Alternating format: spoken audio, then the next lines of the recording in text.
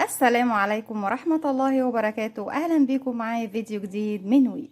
فيديو النهاردة إن شاء الله هشرح فيه معاكم طريقة عمل مربع جديد من أروع وأشيك من المربعات الجديدة لعمل بطانية بيبي أو مفرش سرير. أتمنى فكرة النهاردة تكون سهلة وبسيطة عليكم.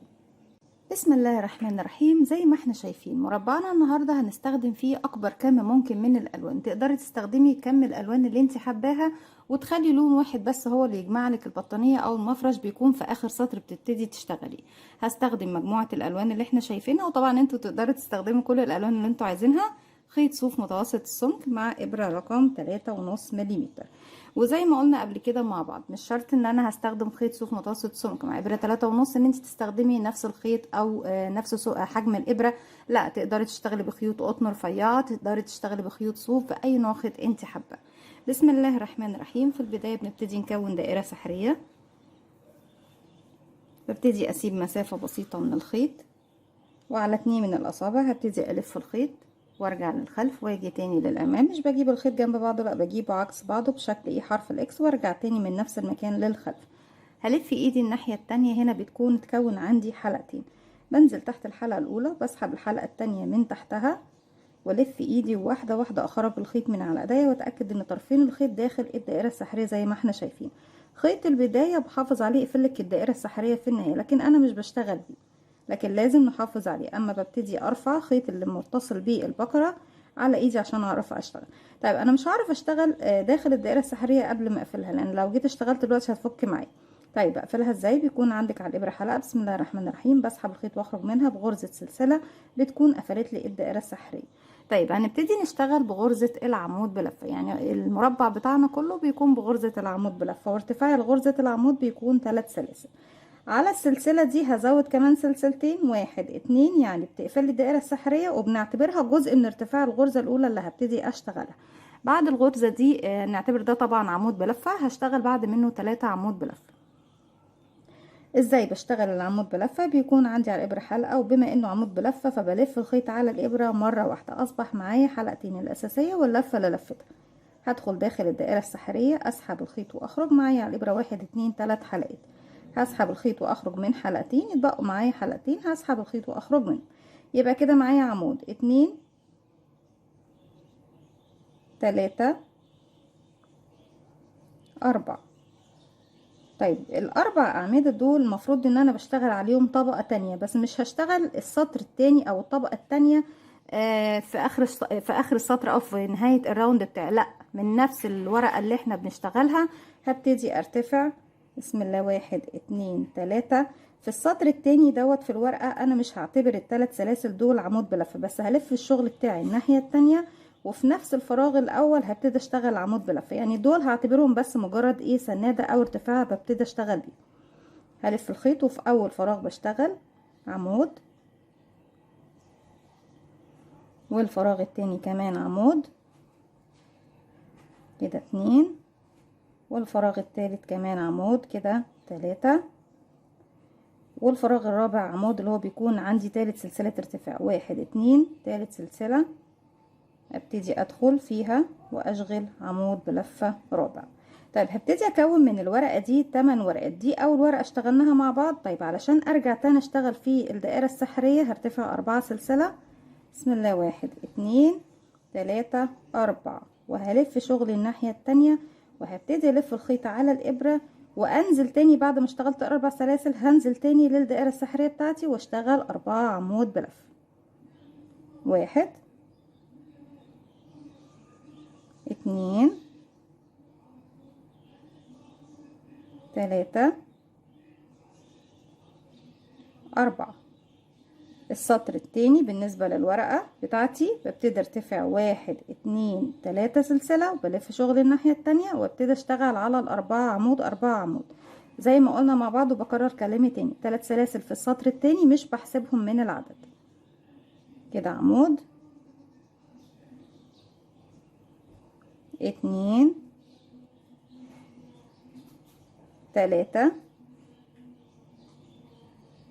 4.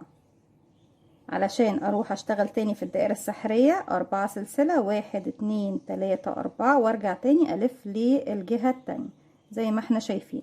لف الخيط على الابره وانزلي تاني داخل الدائره السحريه، ابتدي كوني 4 عمود، ارجعي لف شغل الناحيه التانية، ارتفعي 3 سلسله، 4 عمود على الاربع عمود اللي تحت، 4 سلسله، لف شغلك تاني للجهه اللي هو وجه الشغل، وبعد كده ابتدي ايه اشتغلي بنفس الطريقه لغايه ما بنكون 8 اوراق او 8 اضلاع من الورده بتاعتنا دي. هكمل، احنا كده معانا 2، هكمل كمان عليهم 6 وارجع لكم نكمل مع بعض بلون جديد. رجعت لكم تاني وكده المرحله الاولى عندي تمام. اخر حاجه اشتغلتها كانت الاربع سلاسل ودورت الشغل الناحيه التانية. طيب نبتدي نقفل السطر الاول فين؟ شايفين بقى تالت سلسله ارتفاع في اول ورقه اشتغلتها، 1 2، تالت سلسله ببتدي ادخل واسحب الخيط منها ومن الحلقه اللي عندي على الابره بغرزه منزلق. كده خلاص السطر الاول او الراوند الاول تمام. هبتدي اسحب الخيط واخرج من الحلقه اللي عندي على الابره، بسحب 10 15 سنتي وببتدي اقص الخيوط. انا بقص الخيوط في نهايه الشغل خالص وابتدي انضف الشغل بتاعي، لكن عادي ببتدي اشتغل مفيش مشكله بالالوان بتاعتي. هجيب اللون الجديد بسيب منه بردك مسافه تكون كافيه بردك ان احنا نقدر ننضف بابره التنظيف، والف الخيط حلقه على الهواء. بشتغل فين السطر التاني يا بنات؟ مش بشتغل على الورقه نفسها، بجيب الورقه اللي قدام كده شويه وبشتغل من تحت الاربع سلاسل اللي عندي في الخلف.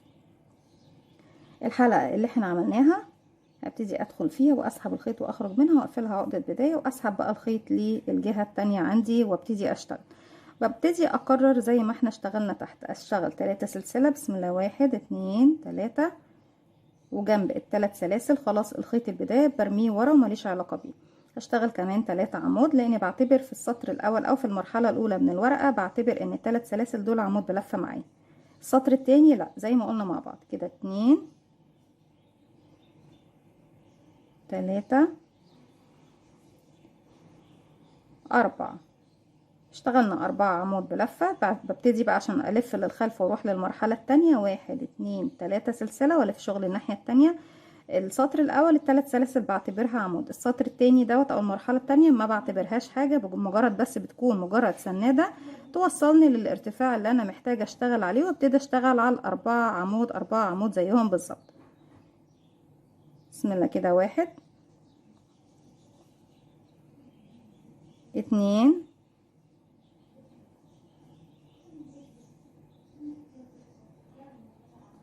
3،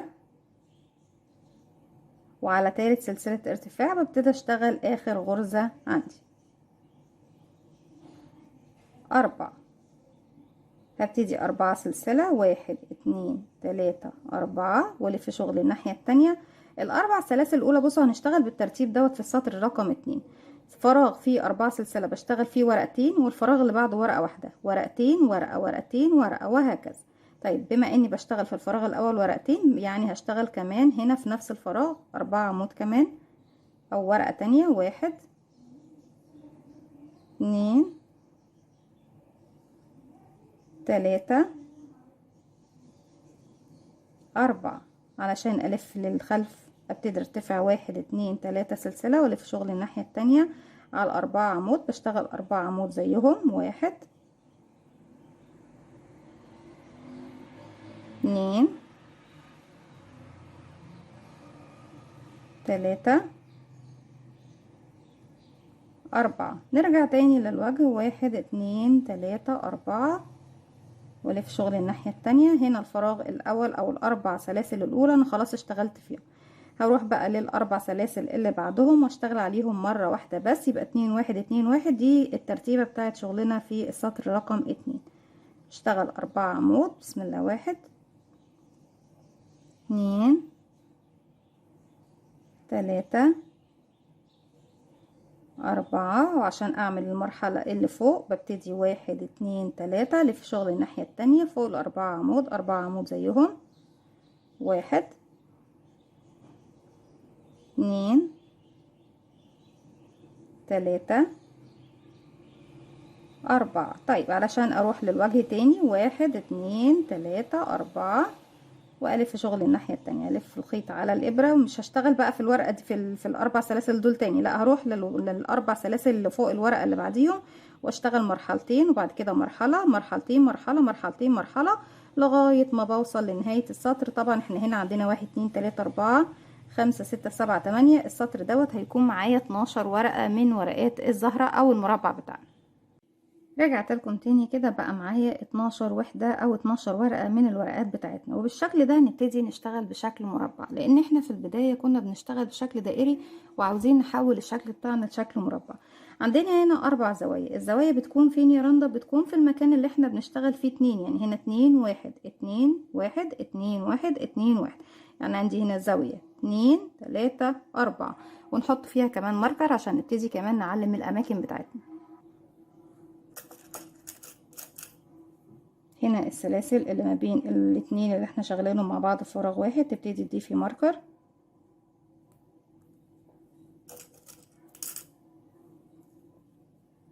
والسلاسل هنا برضك اللي فيها ما بين كل ورقتين بنحط فيها ماركر.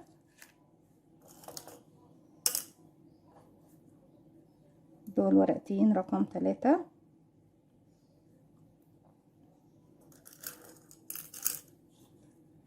ودول ورقتين رقم 4. يبقى عندك هنا اهو، شايفين؟ بصوا، بسم الله الرحمن الرحيم، الاماكن اللي عندي فيها زوايا نمسكهم كده، لو مسكتهم هتبصوا تلاقوا ان احنا ايه، ابتدينا نكون مربع. طيب نبتدي نقفل السطر بقى ده،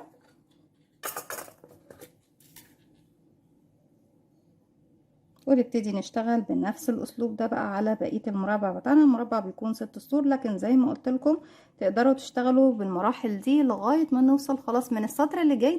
نبتدي نكرر السطر اللي جاي لغاية ما توصلي لعدد السطور اللي انت حباه، او حجم المفرش او البطانية اللي انت حباه لو هتشتغليها قطعة واحدة. هنروح لأول ورقة اشتغلناها في ثالث سلسلة ارتفاع، 1 2 3، وابتدي اقفل بغرزة منزلقة بالشكل ده، وابتدي اسحب الخيط واسيب مسافة من الخيط، وابتدي اشتغل بلون جديد. طيب نبتدي نشتغل، احنا طبعا على حسب ترتيبة الالوان اللي انتوا حابين. هجيب اللون الجديد، بنسيب منه بردك في البداية مسافة، بلف حلقة على الهواء. تعالوا نشتغل من عند الماركر اهو،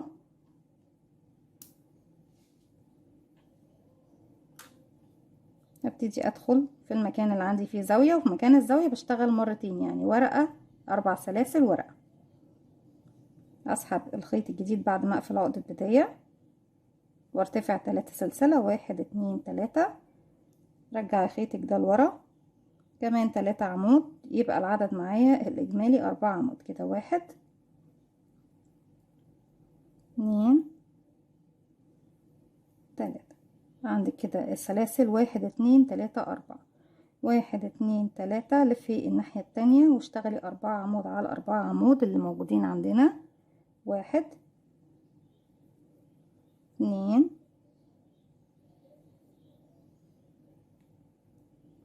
بسم الله الرحمن الرحيم 3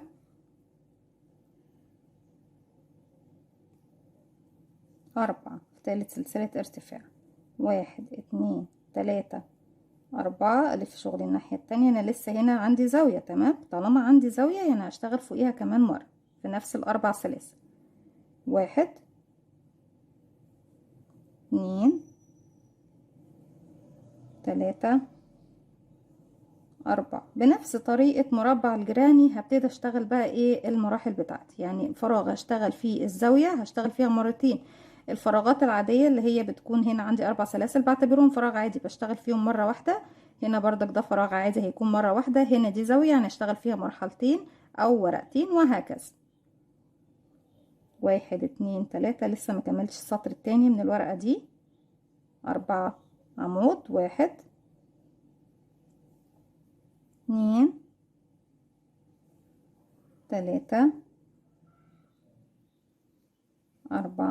4 سلسلة، 1 2 3 4، لف شغلك الناحية التانية. طيب هنا دلوقتي هنبتدي نشتغل فين يا رندا؟ انا كده خلصت الزاوية، اشتغلت فيها ورقتين لان هي كده خلاص عندي مكان زاوية.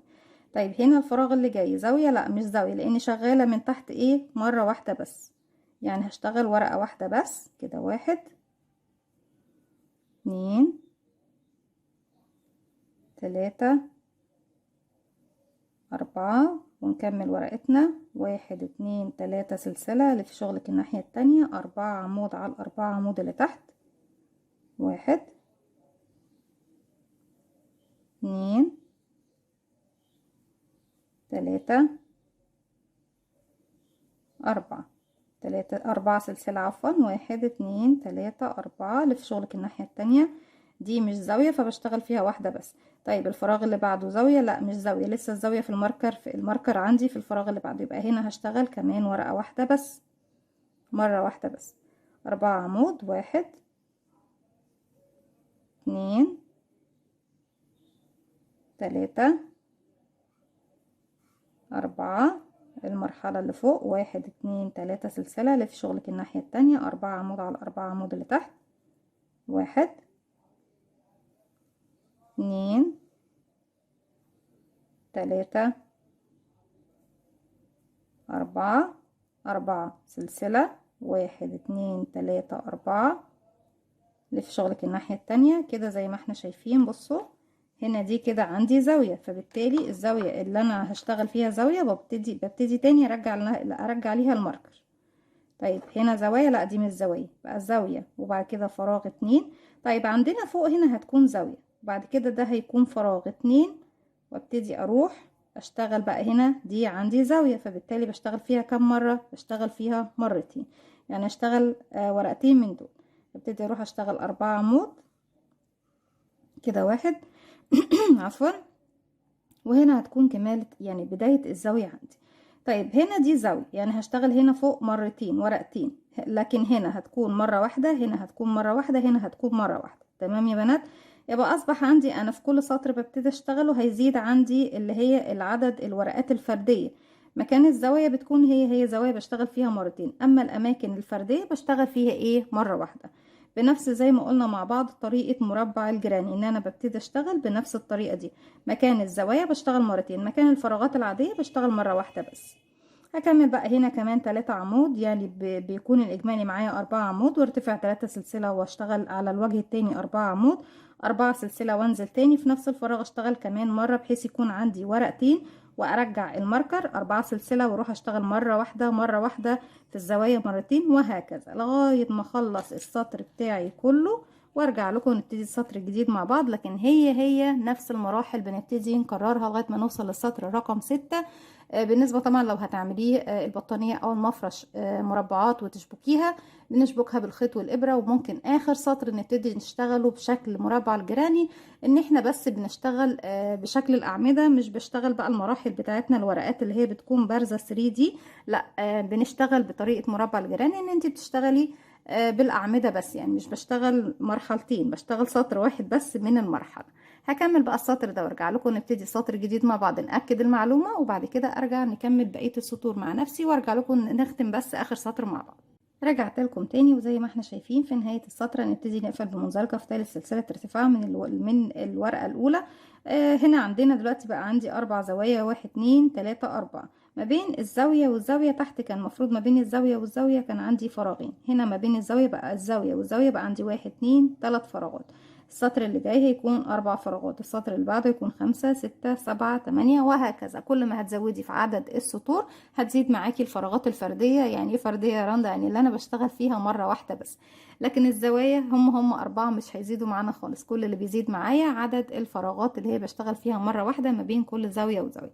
وبشتغل لغاية ما اوصل للحجم اللي انا محتاجاه من المربع. المربعات اللي احنا بنشبكها مع بعض بتكون عدد السطور 6 سطور، لكن انت ممكن تخليهم 8 10 12، تخليهم 100 200 300 سطر 1000 سطر، المهم توصلي لحجم المربع او البطانية او المفرش اللي انت حابة تعمليه. لو هتعمليه قطعة واحدة بتكون شكلها احلى طبعا لما بنعملها مربعات صغيرة ونشبكها مع بعض، لكن لو انت حابة تشتغليها مربع واحد مفيش اي مشكلة. نقفل بس السطر بتاعنا. طريقة الشغل بتاعتنا بتكون هي بنفس الطريقة، نعتبر ان احنا بنعمل تكرار. في ثالث سلسلة بقفل بغرزة منزلقة واسحب الخيط من الحلقة اللي عندي على الابرة، وبسحب خيط كافي ان انا بعد كده بابرة التنظيف ان انا اقدر انظف الشغل بتاعي. طيب ببتدي اضيف لون جديد وبنفس الطريقة دي، يعني هضيف اللون الجديد. انا كده اشتغلت 1 2 3 سطور، المفروض ان بشتغل كمان 3 سطور بنفس الطريقة. نسيب مسافة من الخيط ونلف الخيط حلقة على الهواء، باجي عند الزاوية الاولى بسحب منها الماركر وهرجعه تاني، هدخل تحت ال4 سلاسل في مكان الزاوية طبعا هقفل عقدة البداية وهسحب الخيط الناحية التانية وارتفع 3 سلاسل، 1 2 3. طيب مكان الزوايا زي ما قلنا مع بعض بشتغل فيه 2، يعني فوق ال4 سلاسل دول هشتغل مرحلتين، والأماكن الفردية هنا بشتغل مرة مرة مرة وهكذا. فأنا هكمل بقى بنفس الطريقة اللي احنا اشتغلناها مع بعض. وزي ما قلت لكم السطر اللي جاي هيكون عندي ما بين الزاوية والزاوية 4 فراغات، السطر اللي بعده 5، السطر اللي بعده 6 وهكذا. بكمل السطر رقم 4 و5 و6 بنفس الطريقة. خلاص هي الفكرة وضحت ومش محتاجة ان احنا نشتغل مع بعض اكتر من سطر تاني. وبعد كده ارجع لكم ونشوف مع بعض اذا كنا هنقفل على الشكل ده ولا هنحب نحول السطر الاخير زي ما قلنا مع بعض لمربع جراني ونشتغل بس السطر الاخير بشكل الجراني، بحيث ان بردك لو حابين نشبك بغرزة الجراني هيكون السطر الاخير بس هو اللي هنبتدي نشبك بيه. رجعت لكم تاني وزي ما احنا شايفين كده عندنا سطر 2 3 4 5 6 سطور بنفس الطريقة اللي اشتغلناها مع بعض زي ما احنا شفنا. وزي ما احنا شايفين قد ايه المربع جميل مميز و3D وكله بارز. كل الاوراق دي زي ما احنا شايفين بارزة معانا. طيب علشان نختم المربع بتاعنا ونبتدي نشبك بطريقة سهلة وبسيطة، احنا ممكن نختم على الشكل دوت ونبتدي نشبك ايه ما بين السلاسل في الاماكن اللي فيها السلاسل موجودة عندنا ما بين كل مربع ومربع زي ما احنا متعودين ايه في تشبيك المربعات. طيب احنا بنشبك في السلسلة، يعني بنشتغل سلسلتين، نشبك في المربع المقابل لينا بمنزلقة، نرجع نشتغل سلسلتين ونكمل ايه الوحدة بتاعتنا او الورقة بتاعتنا. طيب طريقة اسهل من كده ومش هتبان معانا وهيكون سطر بس ختامي نبتدي نشغل بيه مربعنا ونشبك بطريقة مربع الجراني، وموجودة عندنا على القناة ليها اكتر من فيديو للي حابب طبعا ان هو يراجعها. اتمنى ان هو ينول اعجاب. بقفل في منزلقة في تالت سلسلة ارتفاع من الورقة الأولى من نفس المكان اللي أنا واقفة فيه. هعتبر إن أنا إيه بشتغل آخر مربع آخر عمود بلفة في المكان ده. في الفراغ ده بيكون فراغ عادي بشتغل فيه 1 2 3، وهعتبر إن العمود بلفة الرابع عندي هنا في المكان ده، واشتغل كمان سلسلة والف الخيط على الابرة واروح مباشرة لمكان الماركر وابتدي اشتغل زاوية مكونة من 4 عمود، سلسلتين 4 عمود بلفة او 4 عمود 3 سلسلة 4 عمود 1. طبعا في نهاية السطر انا بقفل فيه تالت سلسلة ارتفاع عندي موجودة في المكان ده. 2 3 4. السطر ده بيكون مش باين خالص يا بنات لما باجي ابتدي اشتغل واشبك بيه. بعد كده 1 2 3 سلسلة وكمان مرة في نفس الفراغ 1 2 3 4. طيب انا لو ببتدي اشبك في المربع المقابل ليا هنشرحها كده بطريقة سريعة. بشتغل من الثلاث سلاسل دول سلسلة واحدة بس، بشبك الناحية التانية بمنزلقة، ارجع اشتغل سلسلة واحدة بس واشتغل الاربعة عمود الباقيين. طيب ما بين الزاوية والفراغ اللي هروح اشتغل فيه باخد سلسلة. لو انا هشبك في المربع اللي بعده مش باخد السلسلة وبروح اشتغل منزلقة على طول وارجع اشتغل ايه في الفراغ العادي 4 عمود. يعني زي ما كنت بشتغل ورقة واحدة لا بشتغل 4 عمود بس. مش هكمل يعني المرحلة اللي هي السطر التاني في الورقة. 2 3 4 سلسلة وهروح فين؟ هروح للفراغ العادي بكون 4 عمود 1 2 3 4 سلسلة الفراغ اللي بعده 4 عمود وهكذا 1 2 3 4 سلسلة الفراغ اللي بعده 4 عمود 1 2 3 4. ما ننساش طبعا الماركر بتاعنا نضيفه في الزاوية ما بين كل مجموعتين. سلسلة لسه عندي فراغ عادي بشتغل 4 عمود 1 2 3 4 سلسلة اخر فراغ بشتغل فيه 4 عمود 1 2 3 4 سلسلة وهبص الاقي ايه وصلت لزاوية تانية. الزاوية بشتغل فيها مرتين يعني 4 عمود 3 سلاسل 4 عمود 1 2 3 4 1 2 3 وكمان مرة في نفس الفراغ 4 عمود. 1 2 3 4. برجع الماركر تاني لمكان الزاوية